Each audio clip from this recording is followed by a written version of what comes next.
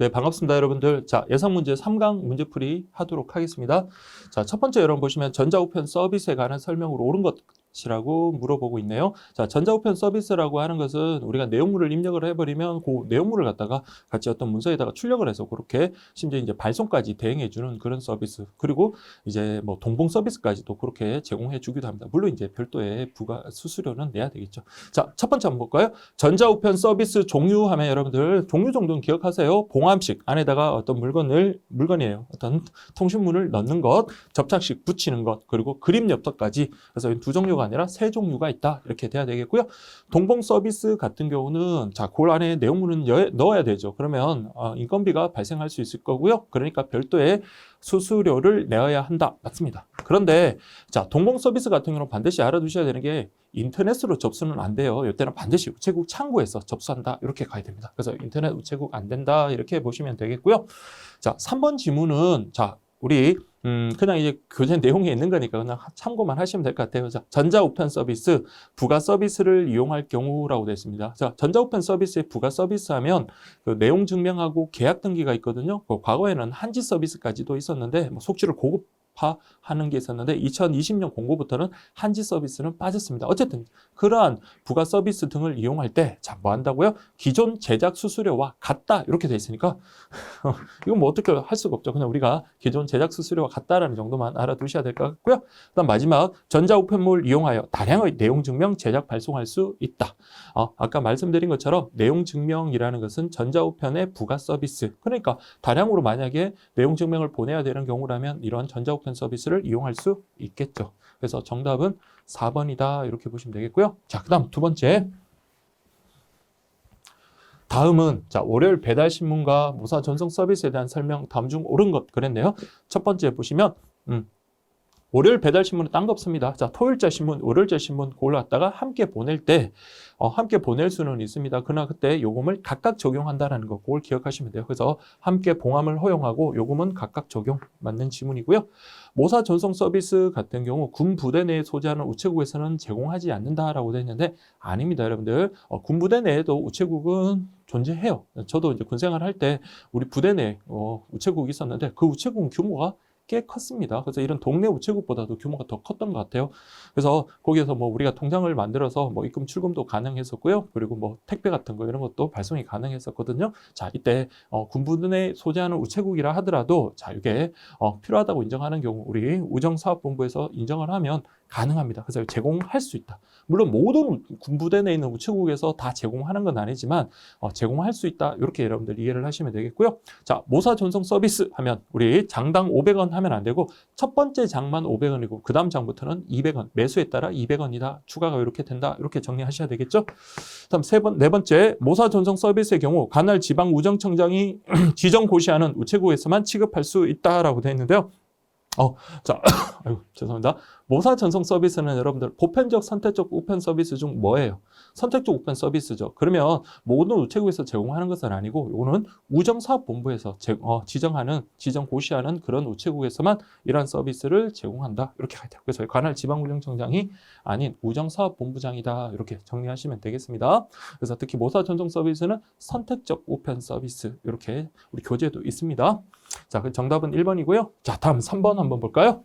다음의 경우 동준이가 지급해야 될 이용 수수료는 얼마인가? 라고 이렇게 되어 있네요. 자, 동준이 보시면 엄마 심부름으로 동네 우체국에서 팩스로 5장은 같은 지역인 대구에 있는 엄마 사무실을 보내고 나머지 5장은 서울에 있는 외삼촌에게 보냈다. 자, 이거 좀 지극히 개인적인 사례네요. 자, 아직 자, 뭐 이걸 보낼 만한 그런 나이는 아닌 것 같기는 하지만 어쨌든 자, 이게 의미하는 바가 뭐예요? 같은 대구에 사는 이게 시내 요금이고 그 다음에 서울에 사는 외삼촌한테 보내는 것은 시외 요금이지만 모사 전송 서비스 같은 경우는 시내 요금과 시외 요금을 구분하지 않아요. 동일한 요금을 적용합니다.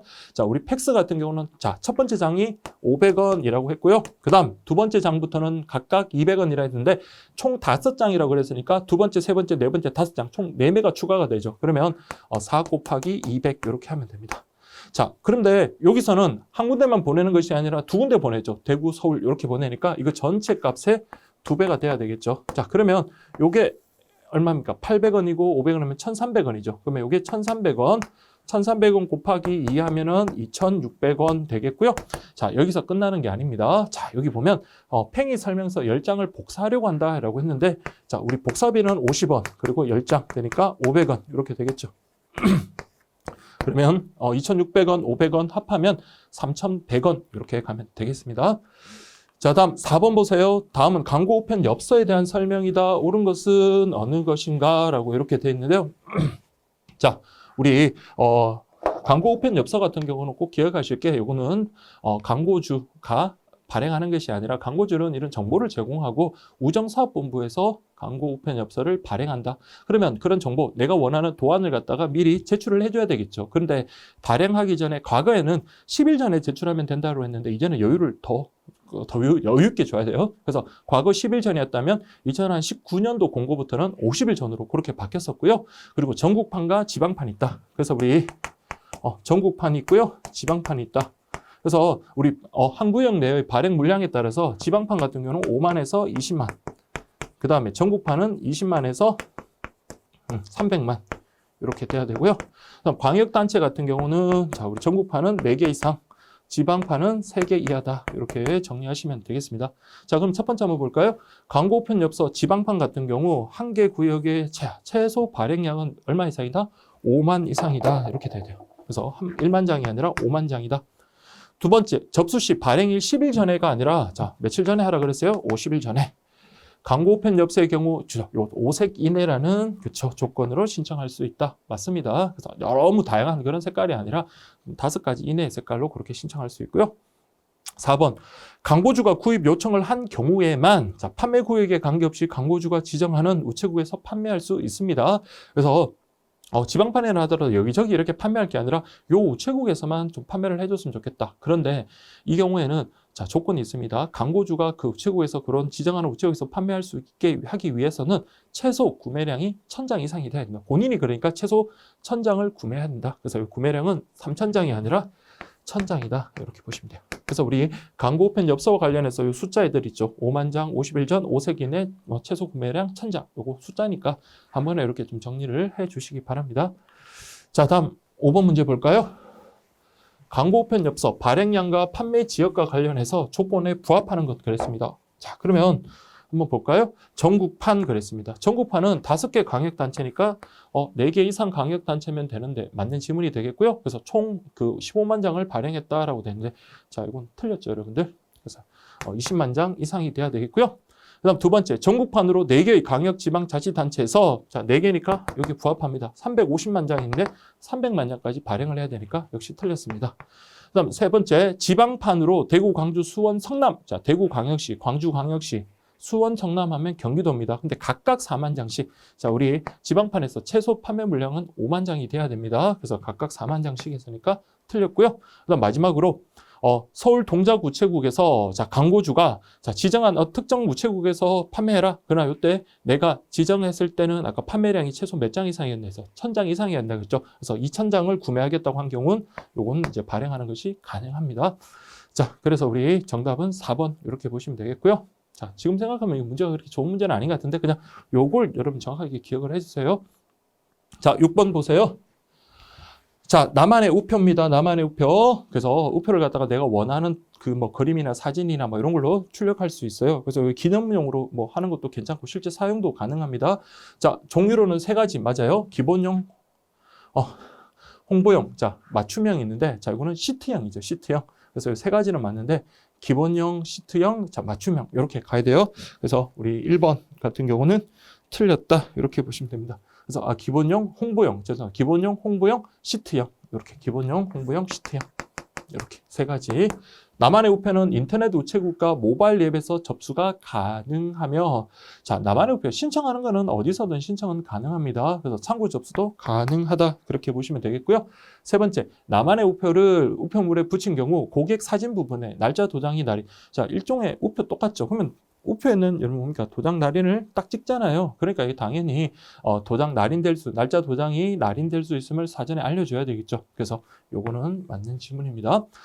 자, 그래서 그렇게 도장 찍히는 것도 괜찮겠어요? 하면 예, 상관없습니다. 그냥 그렇게 해주세요. 뭐 그렇게 하면 뭐 보내면 되는 거고요. 아, 그런가요? 그러면 저는 요거 말고 그냥 일반 우표 사서 보내겠습니다. 이건 그냥 기념용으로 보관하겠습니까? 이렇게 고객이 선택할 수 있는 거겠죠. 그래서 사전에 이렇게 설명은 해주라는 겁니다. 4번, 나만의 우표를 신청하는 사람은 사진 등의 자료의 내용이 초상권, 저작권 등 다른 사람의 권리를 침해할 수 있죠. 그렇지만 반드시 그 자료의 소유자일 필요는 없고요. 그것을 사용하는 권한이 있으면 돼요. 그래서 꼭 그 사진을 내가 직접 사야 된다, 뭐 판권을 사야 된다 이런 게 아니라 그것을 사용할 수 있는 권한을 인정받으면 되는 거예요. 그래서 소유권자일 필요는 없다. 그래서 정답은 3번이 되겠고요. 자, 다음은 7번 볼까요? 자, 나만의 우표. 자, 우리 모사 전송 서비스 팩스 같은 경우는 우편 취급국이 제외되지만 나만의 우표 같은 경우는 아까 창구에서도 접수가 가능하다 그랬어요. 그래서 별정 우체국, 우편 취급국을 제외가 아닙니다. 그래서 이거는 제외가 틀렸네요. 포함해서 모든 우체국에서 접수가 가능하다 이렇게 가야 되겠고요. 인터넷 모바일 앱, 그다음에 뭐 한국 우편 사업진흥원 뭐 다 가능하대요. 그래서 나만의 우표 요 대행 뭐 창구 관련해서는 접수가 다 가능하다. 그래서 인터넷으로도 가능하고 창구 접수, 심지어 우편 취급국, 별정 우체국도 가능하더라. 이렇게 정리하시면 될 것 같습니다. 자, 다음 8번 볼까요? 국내 우편 부가 서비스에 대한 설명 중 옳은 것 그랬네요. 자, 고객 맞춤형 엽서라는 거는 자, 기본형하고 부가형 있죠. 기본형은 앞면 왼쪽이나 뒷면 둘 중에 하나에 여러분들 원하는 내용을 이렇게 인쇄해 주는 거고요. 부가형 같은 경우는 앞면 왼쪽과 뒷면 모두에 원하는 것을 인쇄해 주는 겁니다. 자, 그래서 보시면 앞면 왼쪽과 그랬으니까 요거는 여러분들 기본형이 아니라 무슨 형? 부가형이 돼야 됩니다. 부가형. 2번 고객 맞춤형 엽서의 기본형에서 뒷면에 고객이 원하는 내용을 인쇄하면 자, 주소는 앞면 오른쪽에다 찍어야 되는데 뒷면을 인쇄해버리면 양쪽 다 인쇄를 해야 되죠. 그러면 그때는 안 해줍니다. 자, 그래서 주소 성명을 함께 인쇄해 주려면 어떻게 돼요? 앞면 왼쪽에 이렇게 돼야 돼요. 앞면 왼쪽에 고객이 원하는 내용을 인쇄하는 경우에만 주소 성명을 함께 인쇄해 줄 수 있다. 이렇게 됐고요. 그다음에 3번 우체국 축하카드의 경우에는 요거는 좀 숫자 암기하세요. 우리 문화상품권 같은 거 이런 것들을 동봉할 수 있는데 요 금액이 20만 원 한도입니다. 그래서 30만 원이 아니라 20만 원 한도다 이렇게 보시면 되겠어요. 4번이 정답이겠네요. 그래서 요거는 20만 원 한도. 우체국 축하카드 예약 배달 서비스 가능합니다. 예약 배달일은 자, 예약 배달은 여러분들 당일 특급, 일일 특급, 그 다음에 배달 증명은 예약 배달 서비스가 안 돼요. 그러나 어쨌든 예약 배달은 영업일 기준 3일 이후부터 13개월 이내에서 가능하다. 요건 하나 좀 기억을 해주세요. 바로 영업일부터 하면 안 돼요. 바로 오늘 보내는 걸 예약 배달 서비스 그건 안 된다는 거예요. 그래서 영업일 기준 3일 이후부터 13개월, 3일, 13개월 이렇게 좀 기억을 하세요. 그래서 4번이 정답. 자, 다음 9번 볼까요? 자, 우체국 축하카드에 부과할 수 있는 서비스가 아닌 것 그랬네요. 자, 우체국 축하카드. 여러분 상식적으로 생각했어요. 축하를 해야 되는데 이게 중간에 뭐 잃어버리거나 분실을 하면 안 되겠죠. 그래서 추적을 하고 싶다. 그래서 기록 취급하고 싶다면 등기 가능하고요. 일일 특급, 당일 특급 다 가능합니다. 배달 증명, 그렇죠. 잘 도착했는지 나에게 알려주세요. 가능하죠. 자, 축하인데 여러분들 내용 증명은 내용 증명을 축하카드로 보내진 않겠죠, 여러분들. 그래서 이게 시험에 한번 나왔었습니다. 배달 증명 대신에 내용 증명이 나왔었다 그랬죠. 그래서 이건 안 되고요. 아까 말한 대로 20만 원 이내니까 25만 원 상품권 동봉 서비스는 안 되고요. 자, 예약 배달 서비스와 관련해서 일일 특급 이건 안 된다 했습니다. 당일 특급, 일일 특급은 예약 배달 서비스 안 돼요. 그다음 5만 원에 상품권 동봉 예약 배달 서비스 그렇죠. 예약 배달 서비스라도 상품권을 동봉하는 거는 가능하고 20만 원 이내니까 이건 가능하다. 그래서 부과할 수 있는 서비스가 아닌 것은 리얼 미음 비읍 해서 3개 이렇게 보시면 되겠고요. 다음 10번 보겠습니다. 자, 인터넷 우표 서비스 옳지 않은 것 그랬네요. 고객이 인터넷 우체국을 통하여 발송 우편물에 해당하는 우편 요금을 지불하고 본인이 프린트해서 직접 우표를 출력하여 자, 사용하는 서비스를 말한다. 그렇죠? 이게 인터넷 우표 서비스 본인이 요금 지불하고 본인이 직접 이렇게 출력하는 것 맞습니다. 그 다음에 일반 통상, 등기 통상 두 종류가 있으며 자, 등기 통상은 일일 특급이 불가능하다. 일일 특급은 웬만하면 다 된다라고 생각을 하시면 돼요. 그래서 인터넷 우표 역시 일일 특급으로 보내는 것 가능하다. 이렇게 보시면 되겠고요. 자, 그 다음에 요 3번, 4번을 좀 잘 기억을 하세요. 자, 일반 통상 인터넷 우표의 사용 기간. 자, 그러면 요거 출력일 포함 10일 이내라는 거 기억을 하시고요. 그러면 10일이 지났습니다. 유효기간이 지났으면 인터넷 우표 사용할 수 없나요? 아닙니다. 유효기간이 경과한 날로부터 30일 이내 다시 재출력 신청 하면 사용이 가능하다. 자, 그래서 유효기간 경과 후 30일 이내에 신청하면 사용이 가능하다. 자, 이 10일하고 30일 반드시 구분하시고요. 인터넷 우표 같은 경우는 이렇게 유효기간이 경과해도 사용이 가능합니다. 그러나 우리 국제우편에서 반실 우표권 같은 경우는 어때요? 유효기간 끝나잖아요. 그러면 이건 다시 사용할 수가 없게 되는 거예요. 그래서 우리 유효기간이 끝났을 때 다시 사용이 가능한 것, 가능하지 않은 것 이런 걸 잘 구분하셔야 돼요. 자, 그래서 우리 10번에 옳지 않은 것은 2번이 되겠고요. 다음에 11번 인터넷 우표 또 나왔네요. 자, 인터넷 우표, 자, 우리 대상은 뭐라고 그랬어요? 국내 통상 우편물의 하나고요. 국제 우편물과 소포 우편물은 대상이 아닙니다. 그래서 1번 국내 통상은 되지만 소포는 안 된다 했어요. 일단 국제도 안 되고요. 그래서 우리 1번은 틀렸습니다. 인터넷 우표는 고객 편의 제고와 위조 변조를 방지하기 위해서 자, 요거 그때 인터넷 우표 신청할 때 반드시 뭘 기재하도록 되어 있냐면 접수할 때 그 인터넷에 보면 수취인의 주소를 기재하도록 되어 있습니다. 그래서 수취인의 동의서까지는 필요 없고요. 수취인의 주소만 있어야 된다. 자, 인터넷 우편은 우리 방금 봤죠? 출력일 포함 10일 이내 사용해야 하며 유효기간이 경과하더라도 경과한 날부터 30일 이내에 다시 신청하면 사용이 가능하다라고 했으니까 3번 틀렸고요. 자, 그 다음에 구매한 후 출력하지 않은, 자, 이게 중요합니다, 여러분들. 출력을 했다면 이제 접수 취소, 구매 취소는 안 돼요. 아무리 사용 안 했더라도 출력하면 안 됩니다. 그래서 출력하지 않은, 요게 키워드입니다. 구매 후 출력하지 않으면 구매 취소가 가능하다. 그래서 요게 정답이 되겠습니다. 자, 다음 12번. 자, 인터넷 우표 구매 취소에 대한 설명으로 옳지 않은 것 그랬습니다. 자, 구매한 후 출력하여 사용하지 않은 인터넷 우표에 한정하여 구매 취소가 가능한 게 아니라 출력하는 순간에 뭡니까? 이제 구매 취소는 안 된다 했습니다. 그래서 사용하지 않은 게 아니라 출력하지 않은 이렇게 돼야 되고요. 자, 한 번에 10장 사용하려고 결제하였으나 한 장만 출력했다 하더라도 이미 한 장을 출력하면 나머지 전부에 대해서도 구매 취소 안 된다라는 것도 기억을 하시고요. 그다음에 결제 취소는 결제일로부터 24시까지 다 결제일로부터 24시까지 가능하다. 요게 잠깐만요. 결제 취소부터 그 다음 날 우리 24시입니다. 다음 날 24시. 다음 날 24시. 다음에 인터넷 우표를 휴대폰으로 결정한 경우, 요거는 여러분 달라요. 일반적인 경우는 결제일로부터 다음 날 24시까지지만 휴대폰 결제하면 이게 결제가 그 말일까지 그렇게 가능합니다. 그래서 당월 말까지 취소가 가능하다. 이렇게 좀 구분하세요. 그래서 인터넷 우표도 여러분들 의외로 논점이 꽤 많으니까 잘 정리를 하셔야 될 것 같습니다. 정답은 4번이고요. 다음 13번 보겠습니다. 자, 인터넷 우표 유효기간과 제출력이라고 되어 있습니다. 그래서 한 번 더 강조를 드립니다. 자, 정상 발행되었으나 유효기간이 경과한 우표에 대해서 제출력할 수 있다 그랬죠. 30일 이내에 재신청하면 됩니다. 그래서 할 수 있다. 그래서 없다가 아니고요. 인터넷 우표는 자, 원래 출력일 포함 며칠 이내? 10일 이내. 다음에 유효기간이 경과한 인터넷 우표를 사용할 때는 유효기간 경과 후 며칠 이내? 30일 이내. 다음 마지막으로 일반 통상, 등기 통상 두 종류 있으며 등기 통상도 자, 당일 특급은 안 됩니다. 이길 특급이 가능하다. 그래서 우리 13번 문제 정답은요. 3번 이렇게 보시면 되겠고요. 다음에 14번 보겠습니다. 자, 준등기 서비스 관련해서 여러분들 보시면 옳은 것 몇 개냐라고 했습니다. 첫 번째, 우편물 접수부터 배달까지 하면 안 되죠. 배달 전까지. 배달 전까지 등기 우편으로 취급한다. 자, 대상은 100g 이하의 국내 통상 소포 우편물이고 요금은 1,000원이다라고 되는데 자, 요건 여러분들 바뀌었어요. 그래서 우리 대상은 200g 이하, 그 다음에 요거는 1,500원 정액 요금입니다. 그리고 소포는 안 되고 통상 우편물에 한해서만 가능하다. 자, 그 다음에 우리 통상 우편물이니까 뭐 등기 취급을 하든 안 하든 접수한 다음 날부터 3일 이내 이렇게 돼야 되겠고요.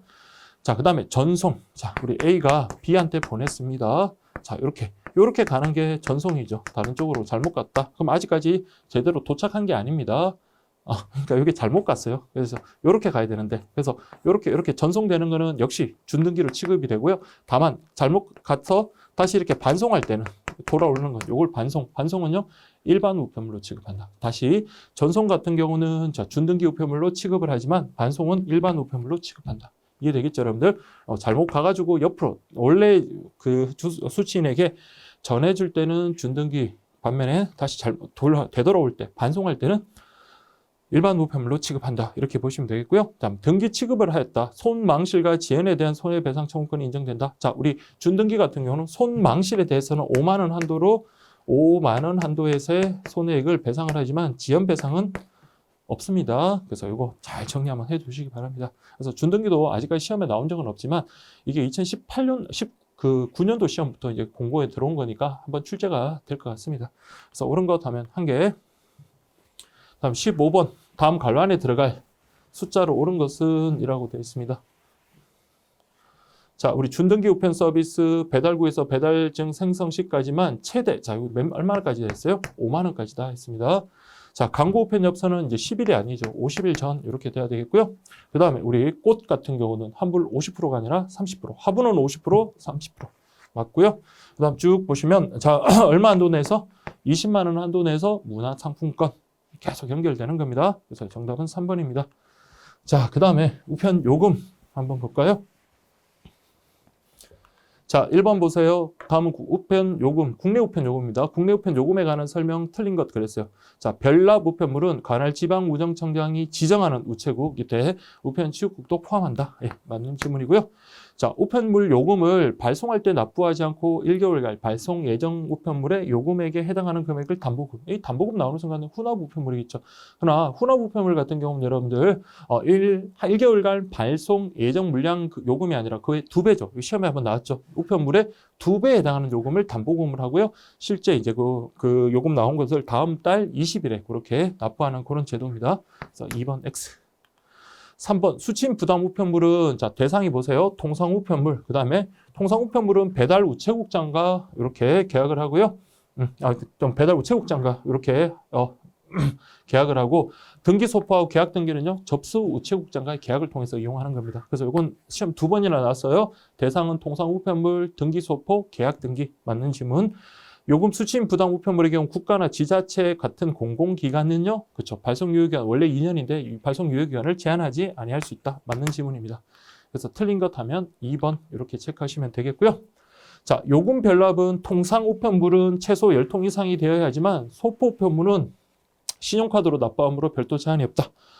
자, 이거는 국내 우편물하고 국제 우편물의 별납을 구분하셔야 됩니다. 과거에는 국제 우편물에서 단순히 통상 우편물 10통 이상 이렇게 돼 있다 보니까 이게 뭔 말이야? 소포 우편물은 뭐지? 라고 했는데 이번 공고에서 명확하게 우리 밝히고 있죠. 국내 우편물의 별납 우편물은 통상이든 소포든 10통 이상이 돼야 되고요. 국제 우편물 같은 경우는 통상 우편물은 10통 이상이 돼야 하지만 소포 우편물은 현금이나 신용카드로 지불하기 때문에 자, 이때는 제한이 없다. 이렇게 되더라고요. 그래서 이거는 틀린 질문입니다. 자, 이거는 국제 우편물에 대한 설명이고요. 다량의 우편물을 발송하더라도 무조건 감액해야 되는 건 아니고 감액할 수 있다. 이렇게 돼야 됩니다. 감액할 수 있다. 과다 징수했다. 그럼 며칠 이내? 60일. 60, 30 접수 당일 이렇게 했던 그 우편물 요금 반환과 관련해서 우리가 기억하셔야 되죠. 그래서 이건 시험에 나왔던 거기도 합니다. 해당 우편 요금을 납부한 날로부터 며칠 이내? 60일 이내.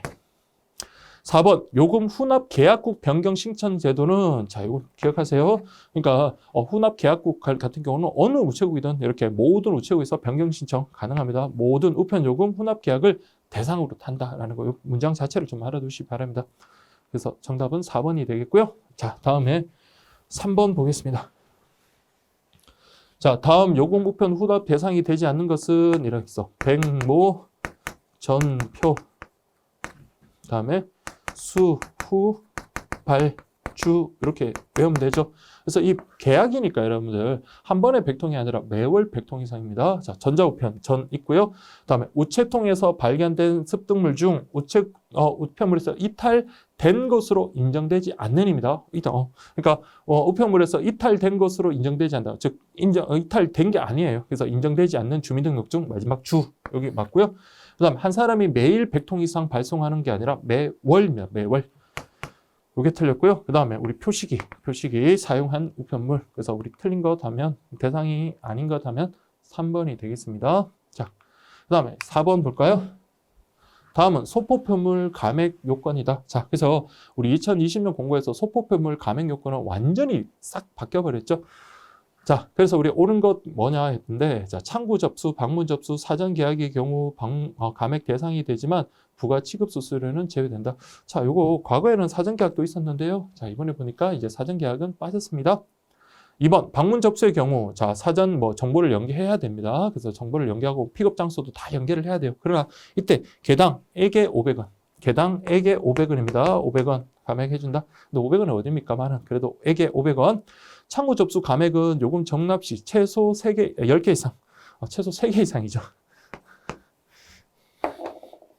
자, 그래서 우리 5%, 10%, 15%. 그래서 이게 창구 접수, 방문 접수. 자, 이렇게 됐을 때, 자, 요게 여러분들 30, 50 이렇게 30, 50, 30, 50. 그다음에 요거 100을 기준으로 30개씩 빼면 됩니다. 그래서 이렇게 돼야 돼요. 그래서 이렇게 될 때 우리 감액을 해준다라고 했습니다. 그러면 창구 접수 감액은 요금 증납 시, 아이고, 아이고 제가 미쳤죠? 이 증납 후납이고 방문 여기다 써야 되죠. 방문이면 개당 얼마다? 500원이다. 이렇게 여러분들 정리를 하셔야 되죠. 그러면 창구 접수 감액은 요금 증납 시 자, 최소 몇 개 이상이다? 3개 이상이다. 이렇게 돼야 되고요. 자, 창구 접수로 200개를 접수하면 자, 200개 보세요. 증납이든 후납이든 증납 같은 경우는 50개, 후납 같은 경우는 130개 이상이 돼야 되는데요. 월 적용하더라도 200개면 항상 뭐다? 15% 적용이 되겠죠. 그래서 우리 4번 문제 정답은 4번 이렇게 보시면 되겠고요. 다음에 5번. 자, 우편 요금 후납할 때 그 담보금, 그 발송 예정 물량의 2배에 해당하는 것을 담보금으로 제공해야 되겠죠. 근데 전액 면제 대상이라고 되어 있습니다. 그래서 우리 전액 면제 대상과 관련해서 자, 우리 뭐라고 했죠? 공, 사, 건, 백, 카, 케 이렇게 돼 있어. 공사, 건백, 하게, 공사, 건백, 하게. 그래서 공공기관 같은 경우 전액 면제 대상이 되고요. 그다음에 4년간 체납 없이 성실히 납부한 사람, 건실한 사람, 그다음에 100만 원 이하, 월 100만 원 이하, 카드, 그다음에 계약 등으로 이렇게 보시면 되겠습니다. 자, 그래서 1번 보시면 최초 후납 계약일로부터 우편요금 체납 없이 자, 전액 면제가 되기 위해서는 4년간 성실히 납부한 자 이렇게 돼야 되겠고요. 두 번째, 후납 계약자가 1개월간 납부하는 요금이, 자, 요거는 100만 원 이상 하면 안 돼요. 100만 원 이하. 그 다음에 요금 후납 계약자가 신용카드사, 카드로 결제하는 경우, 그 다음에 공공기관, 이렇게 보시면 되겠습니다. 그래서 공사, 건백, 카게, 이렇게 보시면 되겠습니다. 그래서 우리, 공공기관 4년간 건실한 사람, 100만 원 이하, 신용카드 결제하는 사람, 어떤 카드로 이렇게 그 카드로 결제한 경우, 그 다음에 여기는 택배 계약이든 계약을 한 경우라면 담보금을 전액 면제한다. 그래서 공사건백하게 이렇게 기억하시면 될 것 같아요. 자, 그 다음에 6번 보겠습니다. 자, 담보금 면제에 관한 내용이다라고 되어 있네요. 그래서 1번은 우리가 했죠. 4년간 성실히 납부했다. 그러면 2분의 1이 아니라 전액 면제가 되는 거고요. 그 다음에 1개월간 납부하는 요금이 100만 원 이상인 사람은 담보금 전액 면제 대상이다. 100만 원 이상이 아니라 100만 원 이상이 먹튀하면 큰일 나죠. 그래서 먹튀하더라도 피해가 적어야 되니까 100만 원 이하다 이렇게 가야 돼요. 그래서 100만 원 이하 이렇게 가셔야 되겠고요. 3번 담보금 제공을 면제받은 후 2년 안에 자 요금을 2회 체납했다. 그럼 면제했던 것 중에 2분의 1을 취소하고요. 그 다음에 2년 동안 3회 이상을 체납했다. 그러면 전액 이제 면제받은 거 전액 다 면제 취소를 합니다. 그래서 이게 맞는 질문이에요. 자, 그다음에 계약 우체국장은 체납을 이유로 면제 취소를 받았다 사람에 대해서 그다음 바로 풀어주면 안 되겠죠. 그래서 몇 년간? 2년간. 그래서 이게 조금 어려울 수는 있어요. 그래서 여러분들 공사, 건백, 카게 이렇게 여러분들 이건 전액 면제고요. 전액 면제했다가 근데 처음에는 건실하다 싶어가지고 면제를 해줬더니 이 사람들이 체납을 해버리네요. 그래서 2년간 2회 체납을 하면 2분의 1만큼, 2년간 3회 이상 체납을 하면 완전 전액 그 면제했던 걸 다 취소를 해버립니다. 자, 이렇게 하시고 그리고 한번 면제받은 사람은요, 그 담보금 면제 취소를 받았던 사람에 대해서는 자 2년간 면제 혜택을 줄 수가 없다는 것까지 딱 정리를 하시면 됩니다. 그래서 정답은 3번이 되겠고요. 다음 7번. 자, 다음은 요금 감액 대상이 되는 것들. 자, 이것도 2019년도에 아주 내용이 많이 들어왔다가 많이 들어온 내용입니다. 그래서 우리 이 부분도 좀 잘 정리를 해 주시기 바랍니다. 자, 그래서 첫 번째 보시면 서적 같은 경우는 우편엽서, 빈봉투, 지로용지 명함은 동봉할 수 있습니다, 여러분들. 그래서 엽서나 빈봉투, 지로용지 이런 것들은 필요한다면 그래서 동봉할 수 있고 제본할 때는 수량에 제한이 없다. 그래서 여기는 동봉할 수 있다. 이렇게 돼야 돼요. 서적 우편물은 자, 서신성 인사말 안내서 속에서 보험 안내장 요거가 달라요. 얘들은 동봉할 수 있지만 얘들은요 동봉할 수도 없을 뿐만 아니라 자, 그다음에 제본도 안 됩니다. 그래서 얘들은 책에다가 같이 끼워가지고 쭉 책처럼 이렇게 제본을 할 수는 있지만 얘들은 제본하는 것조차 안 돼요. 그래서 요거는 X 감액 맞네요, 여러분들. 그래서 제본하거나 동봉하는 우편물은 그렇죠. 감액받을 수 없다. 이렇게 돼야 되겠죠. 잠깐만요. 서신성 인사말 보험 안내장을 본지 부록에 제본하거나 동봉하는 우편물은 감액받을 수 없다라고 이렇게 되어 있네요. 그래서 그렇죠. 요거 맞는 지문입니다. 자, 그다음 세 번째. 서적 우편물의 경우 본지 부록 등을 포함한 우편물 한 통의 총 무게는 자, 요런 것들은 여러분들 우리 감액이 대상이 되는 것들이죠. 그래서 800g이 아니라 1200g 이렇게 돼야 되겠고요. 그다음에 네 번째. 상품 안내서 같은 경우는 책자 형태의 카탈로그 중 자, 최소 규격의 범위를 벗어나는 내용물이 있다라고 한다면 자, 이 경우에는 감액받지 못한다. 그게 아니라 무조건 규격의 범위를 벗어난다고 되는 게 아니라 꼭 기억하세요. 전체 지면의 10% 이상을 초과하면 감액받지 못합니다. 그러면 10% 이내면 감액받을 수 있는 거예요. 자, 그래서 이것도 틀린 거예요. 그래서 1번, 2번, 3번, 4번이니까 우리 옳지 않은 것은 2번이더라. 이렇게 보시면 되겠고요. 8번 감액 대상에 대한 설명으로 옳은 것 그랬습니다. 자, 그래서 비영리 단체 공익활동 위해서 별납 훈합 등기 아니고 일반이죠, 여러분들. 그래서 뭐 국회 활동 의정서라든지 이런 비영리 민간 단체가 공익활동을 위해서 하는 것은 일반 우편물에 한해서 이렇게 감액이 되는 것이 등기는 아닙니다. 그래서 1번 X. 2번 상품 안내서 우편물의 경우 책자 형태에 포함되지 않는 추가 그 동봉물은 허용되지 않는다라고 되는데 자, 상품 안내서 카탈로그 같은 경우는 여러분들 우리 요게 좀 그 느슨합니다. 그래서 이게 몇 월매 이상인가요? 8매 이하인가요? 8매까지 맞네요. 8매까지 가능하다. 가능. 그래서 이거 허용되지 않는다 틀렸고요. 정기 간행물 같은 경우는 일간 주간으로 해요. 주 1회가 아니라 자, 이거 월 1회 이상 이렇게 돼야 되겠죠. 그래서 이런 키워드들 특히 감액 대상은 이게 객관식으로 내기 상당히 좋고 좀 틀리기도 좀 쉽습니다. 그래서 이거는 여러분들 시험 직전까지라도 좀 자세히 좀 보고 들어가세요. 4번 상품 광고 우편물의 경우 자, 이거 부동산을 포함하면 안 됩니다. 부동산을 제외한 유형 상품물에 대한 광고를 수록한 인쇄물에 대해서만 그렇죠. 감액을 적용한다. 이해되겠습니까? 그래서 상품 광고물에서는 부동산 광고는 안 돼요. 그건 감액 대상이 안 되고, 이때 CD나 DVD 이런 것도 포함되지만, 어쨌든 이런 유형 상품에 대한 광고에 대해서만, 유형, 형태가 있는 유형 상품에 대한 광고에 대해서만 감액을 적용한다. 그래서 이 정답은 4번이 되겠고요.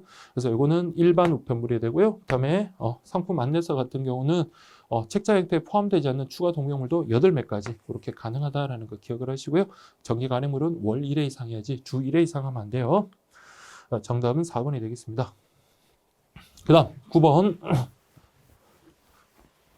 요건 아까 우리가 적었던 내용이죠. 그래서 여러분들 자 어떻게 한다고요? 30, 50 이렇게 보십시오. 저도 이제 계속 최근에 이렇게 강의를 하다 보니까 이제 암기가 되는 것 같은데 30, 50 그래서 3, 10, 50 그러니까 이건 틀렸네요.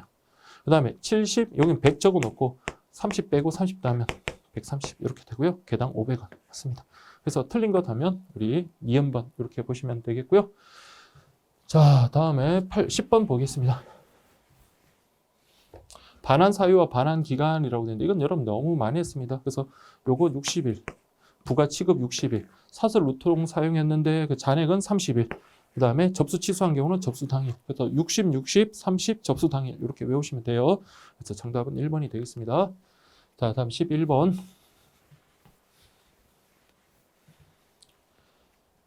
자, 서적 우편물의 경우 상품 선전 및 광고가 전지면의 10%를 초과하는 것은 감액 대상에서 제외된다.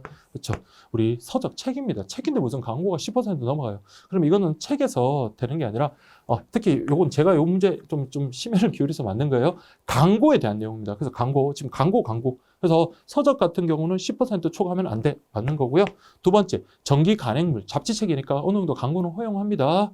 우리 미용실 같은데 저도 뭐 파마 아주 가끔씩 하지만 파마 할 때 보면 막 잡지책 보라고 주잖아요. 그러면 이렇게 보면 뭐 절반이 광고 같아요. 그래서 요거는 60%를 초과하는 정기 간행물은 감액 대상에서 되지 않는다.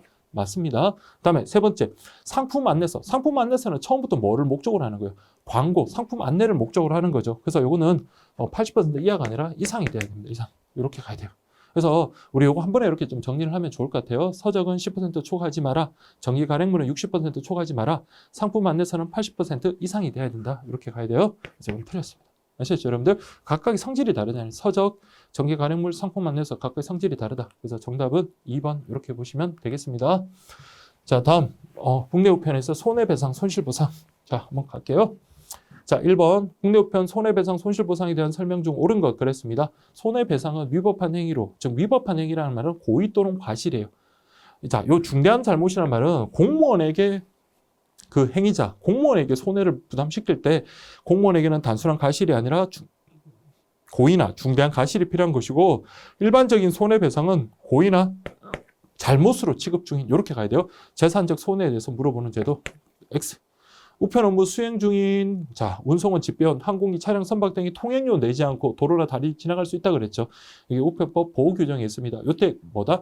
적법한 행위잖아요. 법에서도 그렇게 하라고 했으니까 요거는 그렇더라도 재산적 손실이 발생했다면 거기에 대해서는 손실보상을 할 수 있습니다. 그래서 2번 맞는 지문이 되겠고요. 3번 이용자 실비 지급 제도는 이용자가 불친절한 안내 때문에 2회 이상 우체국을 방문하여. 자, 이건 맞습니다. 근데 이용자 실비 지급 제도는 재산적 손해 여부 그리고 부가 지급 여부와 무관한 겁니다. 그래서 재산적 손해가 발생했다고 인정되는 경우 이런 요건은 필요가 없어요.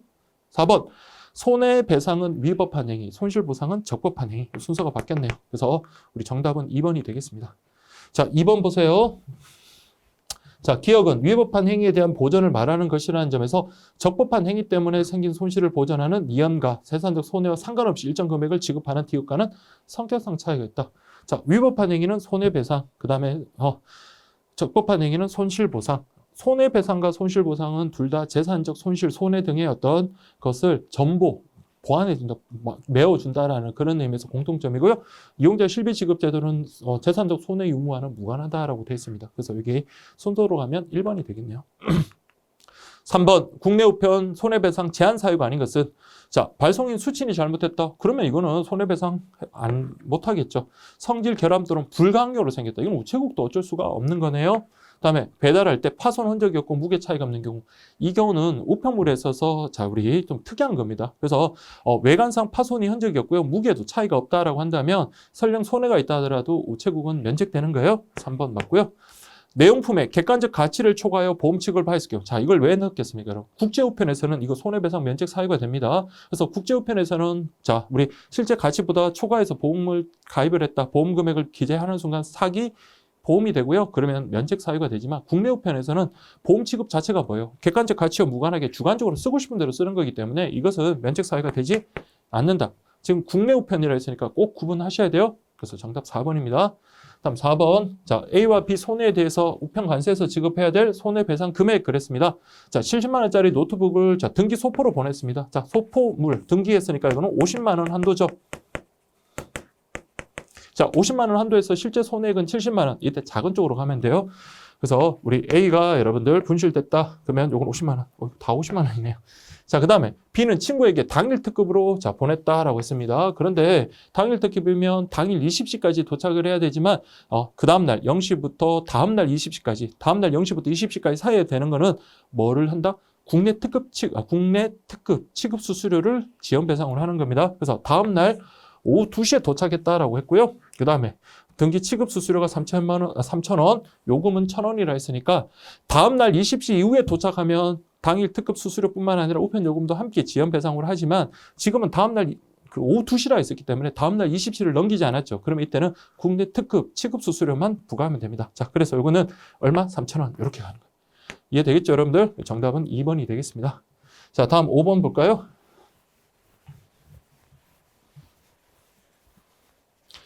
자, 손해배상의 범위 및 금액에 대한 설명이다. 옳지 않은 것. 손해배상, 손실보상 이런 부분은 거의 바뀌지 않았어요. 물론 손실보상의 기산점이 예전에는 안날로부터 이제는 손해가 있었던 날, 그 사유가 있었던 날로부터 1년이라는 거, 그거 바뀐 거 말고는 제가 강의한 이후로부터 거의 바뀌지 않았습니다. 그래서 이런 것들은 잘 안 바뀌어요. 그래서 일반적으로 일반 소포 우편물은 10만 원, 등기 소포 우편물은 50만 원까지 손해배상이 가능하다. 맞죠, 여러분? 10만 원, 50만 원. 다만 준등기는 5만 원. 이번 실제 손해액이 손해배상 금액, 이 손해배상 한도입니다. 한도보다 많을 때는 실제 손해액을 배상한다. 그게 아니라 작은 쪽 손해배상 금액 그 한도를 갖다 기준을 해야 되겠죠. 그래서 요거 실제 손해액이 손해배상 금액보다 많을 때는 실제 손해액을 배상한다. 잠깐만 이거 좀 체크를 하고요. 그다음에 등기소포 지연 배달의 경우, 자 등기소포의 배달 기한은 접수한 다음 날까지고요. 그리고 등기소포 같은 경우는 접수한 다음 날까지이기 때문에 손해배상 지연 배상이 되기 위해서는 접수한 날부터 3일 배달분부터, 그다음에 우편 요금 및 등기 취급 수수료. 요게 맞는 지문이네요. 자 이렇게 보시면 되겠습니다. 그다음에 발송인과 달리 수취인은 손해배상 청구권자가 아니다. 자, 여기 문제 잠깐만 한번 보겠습니다. 자, 죄송합니다. 제가 이게 자세히 확인을 못 해가지고,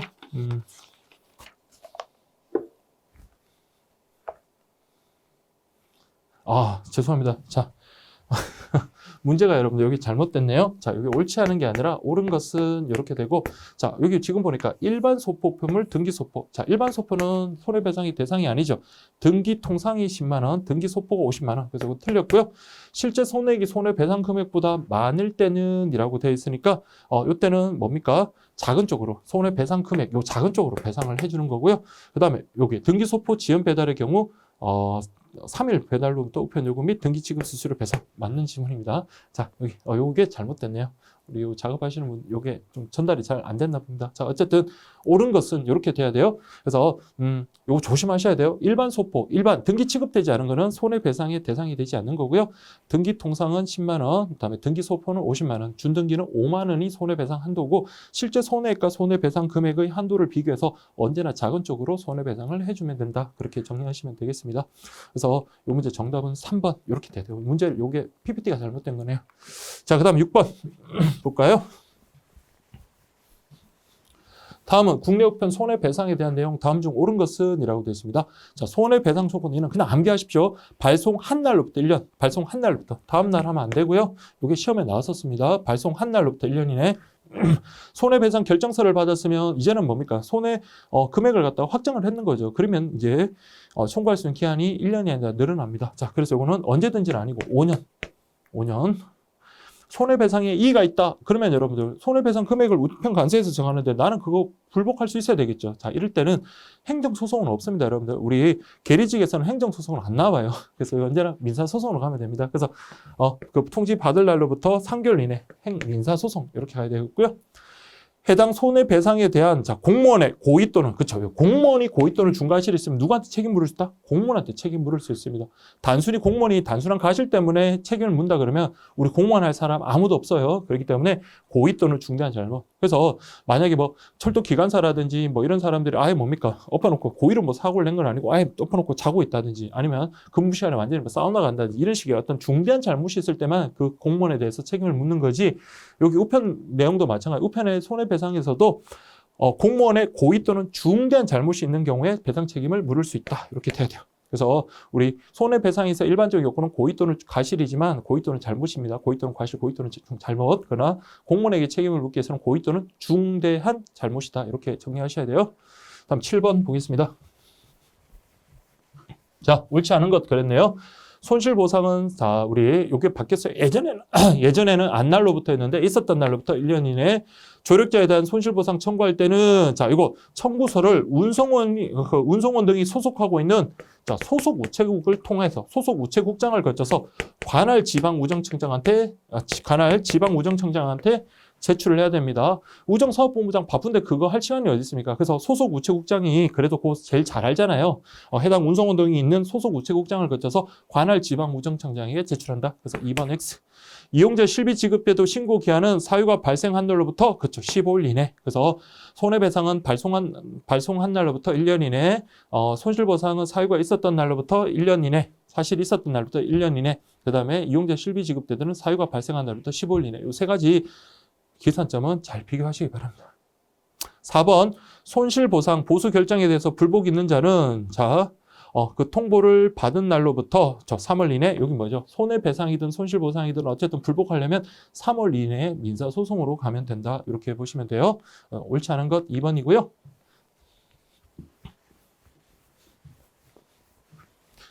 자, 8번 보겠습니다. 이용자 실비지급제도 지급사유로 옳지 않은 것 그래서요. 첫 번째 보시면 우편 우체국 직원의 잘못이나 불친절한 응대로 저 2회 이상 우체국을 방문했다 그러면 이거 뭐 교통비라든지 이런 것들 그러니까 요거 우리 만원 상당의 문화상품권이던데 어쨌든 그런 실비를 제공하는 거 맞고요. 자, 국제특급 우편 종추적 시 손해배상 청구에 3일 이상 지연했다. 그래서 이게 종추적 조사나 이런 걸 했는데 계속 제대로 정보를 안 알려주고 3일이 지체했다. 그래서 33 그랬죠. 이때는 3일 이상 지체하면 3만 원권의 EMS 발송권. 이것도 역시 이용자 실비지급제도 지급사유 맞고요. 우편 업무 수행 중인 운송원 집배원 항공기 차량 등이 통행료 내지 않고 이거 건넜다. 이거는 뭐의 대상입니까? 손실보상의 대상이죠. 손실보상의 대상. 자, 국제특급 우편 동일 발송인이 재수없는 분이죠. 월 2회 이상 손망실됐다. 10kg까지 무료 발송. 이것도 역시 이용자 실비지급제도 맞습니다. 자, 다음 9번 볼까요? 이용자 실비지급제도에 대한 설명을 옳은 것은 이라고 되어 있습니다. 1번, 요거는 우리 기출 나왔죠. 누가 공표한 기준? 이용자 실비지급제도는 딱 전국적으로 통일을 가야 돼요. 그래서 우정사업본부장이 공표한 기준에 맞는 우편 서비스 제공하지 못할 경우 예산 범위에서 교통비 등의 어떤 실비의 전부나 일부를 제공하는 제도. 자, 그 다음에 운송원의 도움을 받은 경우, 자, 이용자 실비가 아니라 이거는 손실보상이 대상이 된다고 했고요. 자, 여러분들 우리 교재 내용에 1년이라고 되어 있는데 이렇게 되면 얼핏 보면 또 맞는 지문도 될 수 있는 것 같아서 이걸 이렇게 좀 바꾸겠습니다. 사유가 발생한 날부터 10일로 바꾸세요. 거기 우리 교재는 1년이라고 되어 있는데 의도한 거는 1년이 아니라 얘는 15일 이내라는 걸 의도했는데 괜히 원래 1년이 지나도 제한되는 건 맞잖아요. 그래서 이거는 좀 보기에 따라서 좀 해석이 좀 달라질 수 있으니까 이걸 10일로 좀 바꿔주시기 바랍니다. 그럼 10일은 아니죠. 10일은 이용자 실비지급이 제한된다고 한다. 10일이 아니라 15일이죠. 그래서 1년이 지났을 땐 당연히 제한되니까 그렇게 하면 문제에 좀 오해의 소지가 있으니까 이걸 10일로 좀 바꿔주시고요. 그래서 10일이 지난 다음에 하면은 이용자 실비지급이 제한되는 게 아니라 이거는 가능하죠. 15일이 지났을 때 제한되는 거지 10일이 경과한 후에는 이용자 실비지급제도 청구할 수 있는 겁니다. 마지막으로 국제특급 우편. 자, 손해배상을 청구했는데 3일 이상 지연했다. 33이라 그랬어요. 33 이렇게 여러분들 33 3일 이상 지연하면 3만 원권의 무료 발송권. 다음에 재수 없는 사람 월 2회 이상 손망실 입은 사람 그런 때는 10kg. 이때 보험 가입 여부하고는 상관없다라고 했습니다. 아이고. 그래서 정답은 여러분들 4번입니다. 자, 다음 10번 보세요.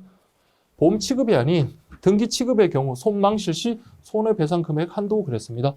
그래서 통상 우편물 하면 요거는 10만 원 되겠고요. 소포 우편물 하면 50만 원. 이건 너무 간단한 거니까 확인하시면 되겠고요. 정답은 2번. 다음 11번 손해배상 최고 한도 금액으로 오른 것은 자, 내용 증명하면 통상 우편물 그러면 최고 한도는 10만 원. 준등기 편지가 분실됐다. 준등기는 5만 원. 이길 특급으로 보낸 신용카드가 분실됐다. 자, 우리 신용카드 이길 특급 등기 취급한 거죠. 신용카드는 통상 우편물입니다. 그래서 등기 통상은 10만 원.